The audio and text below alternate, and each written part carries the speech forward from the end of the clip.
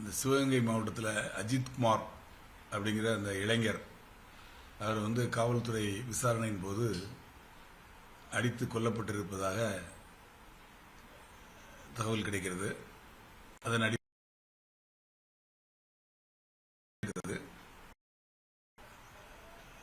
Madurai high court இந்த வழக்கை வந்து விசாரணைக்கு எடுத்துக்கிட்டு அவங்க வந்து நேற்று விசாரித்து சில உத்தரவுகளை பிறப்பிச்சிருக்காங்க. அதன்படி மதுரை மாவட்ட கூடுதல் நீதிபதி அவர்களை வந்து இதுக்கு விசாரணை அதிகாரியாக நியமித்து 8ஆம் தேதிக்குள்ளாக இது குறித்து விசாரித்து ஒரு அறிக்கையை வந்து நீதிமன்றத்தில் தாக்கல் பண்ணணும், உயர்நீதிமன்றத்தில் அப்படின்னு சொல்லியிருக்காங்க. அவரோட விசாரணைக்கு எல்லாரும் ஒத்துழைக்கணும் அப்படின்னு சொல்லியிருக்காங்க. அதே மாதிரி நேற்று வந்து அஜித்குமாரின் பிரேத பரிசோதனை சான்றிதழை வந்து நீதிமன்றத்தில் வந்து ஆஜர்படுத்தியிருக்காங்க. அதை வாங்கி நீதிபதிகள் பரிசீலனை பண்ணி இதில் வந்து பிஸ்ரா ரிப்போர்ட், பிஸ்ரா அப்படின்னா உடல் உள்ளுறுப்புகள், அதை வந்து தடை அறிவியல் துறைக்கு அனுப்பிச்சு அவங்க வந்து அதில் ஏதாவது பாதிப்பு இருக்குதா, அதாவது இதயம், நுரையீரல், வயிறு, மூளை இந்த மாதிரி பகுதிகளையும் உள்ளுறுப்புகளை கட் பண்ணி அவங்க அனுப்பிச்சிருக்காங்க பரிசோதனைக்கு. அந்த ரிப்போர்ட் வரணும். இதில் வந்து 44 காயங்கள் இருந்தது, வெளி காயங்கள் இருந்தது அப்படின்னு சொல்லிட்டு போஸ்ட்மார்ட்டம் ரிப்போர்ட்டில் மென்ஷன் பண்ணியிருக்காங்க அப்படின்னு சொல்லி ஜட்ஜஸ் வந்து சொல்லியிருக்காங்க. அவங்க வந்து கடும் அதிருப்தியை தெரிவிச்சிருக்காங்க. காவல்துறையினர் வந்து இந்த மாதிரி கொலைகாரரை விட மோசமாக நடந்துக்கிட்டு அவரை அடிச்சிருக்காங்க மிருகத்தனமா அப்படிங்கிற மாதிரி அவங்க வந்து அவங்க பார்வையை பதிவு செஞ்சுருக்காங்க. இதில் சம்பந்தப்பட்டவங்க மேலே நடவடிக்கை என்ன நடவடிக்கை எடுத்தீங்க, என்ன நடவடிக்கை எடுக்கப்பட்டது அப்படிங்கிறத ஒரு அறிக்கையாக நீங்கள் தாக்கல் பண்ணணும், டிஜிபி மூலமாக தாக்கல் பண்ணணும் அப்படின்னு சொல்லியிருக்காங்க. அப்போ அரசு தரப்புலேருந்து 2 நாள் அவகாசம் கேட்டிருக்காங்க. 2 நாள் அவகாசத்துக்குள்ள நாங்கள் நடவடிக்கை எடுத்த அறிக்கையை சமர்ப்பிக்கிறோம் அப்படின்னு சொல்லியிருக்காங்க. இதில் சம்பந்தப்பட்ட 6 காவலர்களை வந்து சஸ்பெண்ட் பண்ணாங்க முதல்ல. அதில் 5 காவலர்களை நேற்று வந்து கைது செய்து ரிமாண்ட் பண்ணியிருக்காங்க. அவங்க வந்து மதுரை ஜெயிலில் அடைக்கப்பட்டிருக்காங்க. இந்த 6 காவலர்களும் மானாமதுரை டிஎஸ்பி அவரோட ஸ்பெஷல் பார்ட்டி அந்த டீமில் இருந்தவங்க. ஸ்பெஷல் பார்ட்டி அப்படின்னா மானாமதுரை டிஎஸ்பிக்கு கீழே வந்து 2-3 ஸ்டேஷன் இருக்கும். அந்த ஸ்டேஷனில் உள்ள குற்ற வழக்குகளை துரிதமாக விசாரிக்கிறதுக்காக ஒரு டீம் ஃபார்ம் பண்ணியிருப்பாங்க. அந்த மாதிரி டீம் தான் இது. அந்த டீமுக்கு ஒரு சப் இன்ஸ்பெக்டர் இருப்பாங்க. இவங்க வந்து அந்த டிஎஸ்பியோட நேரடி கண்ட்ரோலில் வேலை செய்யக்கூடியவங்க. இவங்க தான் போய் அவரை பிடிச்சி அடித்து இந்த மாதிரி ஒரு மரணத்துக்கு காரணமாக இருந்திருக்காங்க அப்படின்னு சொல்லி 6 பேரில் ஒருத்தர் டிரைவர் போக மீதி 5 பேரை ரிமாண்ட் பண்ணியிருக்காங்க. இந்த வழக்கில் வந்து அந்த டிஎஸ்பி சண்முக சுந்தரம், மானாமதுரை டிஎஸ்பி யாரோட கண்ட்ரோலில் எங்கே வேலை செய்கிறாங்களோ அவரை சஸ்பெண்ட் பண்ணியிருக்காங்க. அந்த மாவட்ட எஸ்பியை வந்து மாற்றி காத்திருப்போர் பட்டியலில் வச்சிருக்காங்க. இந்த வழக்கில் வந்து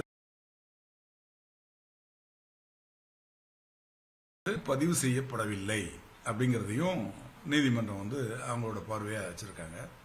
ஏன் பதிவு செய்யலை, ஏன் ஒரு சிஎஸ்ஆர் கம்யூனிட்டி சர்வீஸ் ரிஜிஸ்டர் கூட என்ட்ரி போடலை, யார் உத்தரவின் பேரில் இதெல்லாம் நடந்தது, எப்படி வந்து ஒரு வழக்கு பதிவு செய்யாமல் அந்த வழக்கில் விசாரணைக்கு போய் அதில் வந்து சம்மந்தப்பட்ட நபரை பிடிச்சி விசாரிக்கிறேன்னு சொல்லிட்டு அடித்து இது மாதிரி கொண்டு இருக்கீங்க அப்படின்னு சொல்லி கேட்டிருக்காங்க. இது குறித்த விரிவான அறிக்கையை வந்து தாக்கல் பண்ணுவாங்க. இதுக்கிடையில் அரசு சார்பில் அவரோட இறந்து போனவரோட தம்பிக்கு வந்து அந்த பால் வள கூட்டுறவு சங்கத்தில் ஒரு வேலை, அரசு வேலை கொடுக்கப்பட்டு அதுக்குள்ள நியமன ஆணை வந்து அமைச்சர் பெரிய கருப்பன் அவர்கள் வந்து அவர்கிட்ட நேரடியாக போய் வழங்கியிருக்காரு. மற்ற உதவிகளையும் செய்வோம் அப்படின்னு சொல்லியிருக்காங்க. இது குறித்து இந்த விசாரணை தொடர்ந்து நடந்துகிட்டு இருக்கு. அந்த மதுரை மாவட்ட நீதிபதி அவங்க விசாரணையில் இறங்கியிருக்காங்க. ஏற்கனவே இந்த விஷயத்து சமாத்தமாக எஃப்ஐஆர் போட்டு இறந்து போனது விஷயமா எஃப்ஐஆர் போட்டு அந்த திருப்புவனம் மேஜிஸ்ட்ரேட் அவங்க வந்து விசாரிச்சுட்டு இருக்காங்க. அவங்கள வந்து 3 மாதத்துக்குள்ள அறிக்கையை வந்து சமர்ப்பிக்கணும் அப்படின்னு உயர்நீதிமன்றம் சொல்லியிருக்காங்க. இப்போ இந்த வழக்கில் அநேகமாக நாளைக்கு வந்து அரசு தரப்பிலிருந்து இதுவரை எடுக்கப்பட்ட நடவடிக்கைகள் குறித்து அவங்க வந்து ரிப்போர்ட் தாக்கல் பண்ணுவாங்க அப்படின்னு தெரியுது. இதுக்கிடையில் முதலமைச்சர் வந்து அந்த இறந்து போன அந்த அஜித்தின் தாயாரிடமும் சகோதரிடமும் டெலிஃபோன் மூலமாக பேசி அவங்களுக்கு ஆறுதல் வார்த்தை கூறியிருக்கிறார். உங்களுக்கு தேவையான உதவிகள்லாம் செய்வோம், யார் சம்மந்தப்பட்டிருந்தாலும் அவங்க மேல் நடவடிக்கை எடுப்போம் அப்படின்னு சொல்லியிருக்காங்க. எந்த அதிகாரியாக இருந்தாலும் சரி அவங்க மேல் நடவடிக்கை எடுப்போம் அப்படின்னு சொல்லியிருக்காங்க. இதுதான் இது வரைக்கும் நடந்திருக்க விஷயம்.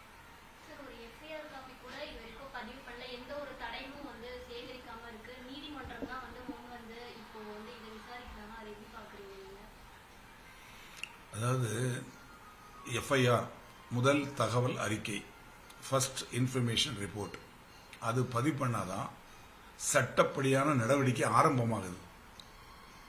அதாவது எஃப்ஐஆர் செட்ஸ் த லா இன் மோஷன் அப்படின்னு சொல்லுவாங்க. அதாவது சட்டத்தை வந்து செயல்படுத்துறதோட முதல் படி எஃப்ஐஆர், அது பதிவு பண்ணாதான் சட்ட நடவடிக்கைகளே ஆரம்பிக்குது, சட்டப்படியான நடவடிக்கைகள் ஆரம்பிக்குது அப்படின்னு சொல்லுவாங்க. ஆனா அந்த எஃப்ஐஆரே பதிவு செய்யப்படலை அப்படின்னு சொல்றாங்க. அது மட்டும் இல்ல, ஒருத்தர் வந்து ஒரு புகார் கொடுத்தா அதை நேரடியாக எஃப்ஐஆர் போகாம CSR, community service register, CSR அப்படின்னு சொல்லுவாங்க. முன்னாடி அதுக்கு வந்து பெட்டிஷன் ரெஜிஸ்டர்னு சொல்லுவாங்க. மனு ரசீதுன்னு ஒரு ரசீது கொடுத்துட்டு அந்த மனுவை முதல்கட்ட விசாரணை பண்ணுவாங்க. அந்த முதல்கட்ட விசாரணையில எஃப்ஐஆர் போடக்கூடிய அளவுக்கு பெரிய குற்றம், இப்போ ஒரு அடிதடி மாதிரி வழக்காக இருந்தால் நிச்சயமா எஃப்ஐஆர் போட்டு தான் ஆகும். அப்போ அதை எஃப்ஐஆரை கன்வெர்ட் பண்ணிடுவாங்க. அதுக்கு கிரைம் நம்பர் கொடுத்து எஃப்ஐஆரை பதிவு பண்ணிடுவாங்க. அதாவது முதல் தகவல் அறிக்கையை பதிவு பண்ணிடுவாங்க. இல்லை சின்ன வாய் தகராறு, அவங்களுக்குள்ள சமரசமா போறாங்க, அப்போ அந்த மாதிரி சின்ன விஷயமா இருந்ததுன்னா அதை வந்து சிஎஸ்ஆராகவே க்ளோஸ் பண்ணிடுவாங்க. அட்லீஸ்ட் சிஎஸ்ஆராகவும் பதிவு பண்ணப்படல, எஃப்ஐஆராகவும் பதிவு பண்ணப்படல, ஆனால் விசாரணைக்கு இவங்க இறங்கியிருக்காங்க அப்படிங்கிறது வந்து வினோதமா இருக்கு அப்படிங்கிறாங்க. உண்மைதான். ஏன்னா திருப்புவனம் காவல் நிலையம் இருக்கு, அந்த காவல் நிலைய ஆய்வாளர் தான் அந்த ஏரியாவில் நடக்கக்கூடிய எல்லா பிரச்சனைகளுக்கும் அவர் தான் பொறுப்பு, அவர் தான் வழக்கு பதிவு செய்யணும், அவர் தான் விசாரிக்கணும். ஆனா அங்க எந்த புகாருமே கொடுக்கப்படாம டிஎஸ்பி கண்ட்ரோல்ல இருக்கக்கூடிய ஸ்பெஷல் பார்ட்டி மப்டியில வந்து அவங்க இவரை பிடிச்சி அதுவும் காவல் நிலையத்துக்கே கொண்டு போகாம அந்த ஏரியாவிலே வச்சு பண்ணியிருக்காங்க, அடிச்சிருக்காங்க. இதுல வந்து அறநிலையத்துறை, அந்த கோயில் இதுக்குள்ளேயே வளாகத்துக்குள்ளேயே அறநிலையத்துறை ஏசியோட ஆபீஸ் இருக்கு. அந்த ஆபீஸோட கழிவறை ஜன்னல் வழியா இவங்க அந்த கோசாலையில அந்த இறந்த நபரை இவங்க பைப்பு வச்சு அடிக்கிறத வீடியோ எடுத்து வெளியிட்டு இருக்காங்க. அது மூலம் தெரியுது இவங்க கொடூரமா தாக்கல்ல ஈடுபட்டு இருக்குது நேரடியா தெரிய வருது. இதுல வந்து காவல்துறை செய்த தவறுகள் நிச்சயமா அந்த அறிக்கையில தெரியப்படும். நீதிமன்றம் வந்து இந்த வழக்கை வந்து நேரடி கண்காணிப்பில் அவங்க விசாரிக்கிறாங்க.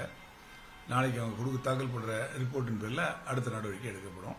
இந்த வழக்கை வந்து சிபிஐ ஏற்கனவே லோக்கல் போலீஸ் விசாரிச்சாங்க. அதை வந்து சிபிசிஐடிக்கு மாற்றி டிஜிபி உத்தரவிட்டார். இப்போ நீதிமன்றம் வந்து சிபிஐ விசாரணைக்கு உத்தரவிட்டிருக்கு. அரசும் வந்து சிபிஐ விசாரணைக்கு நாங்கள் வந்து ஒத்துழைப்போம் அப்படின்னு சொல்லியிருக்காங்க. இப்போ நாளைக்கு இந்த ரிப்போர்ட் தாக்கல் செய்யப்பட்ட பிறகுதான் ஃபர்தர் ப்ரொசீடிங்ஸ் என்னங்கிறது தெரியும்.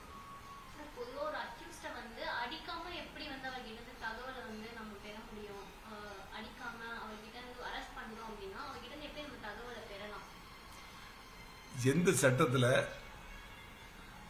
ஒரு கைது செய்யப்பட்ட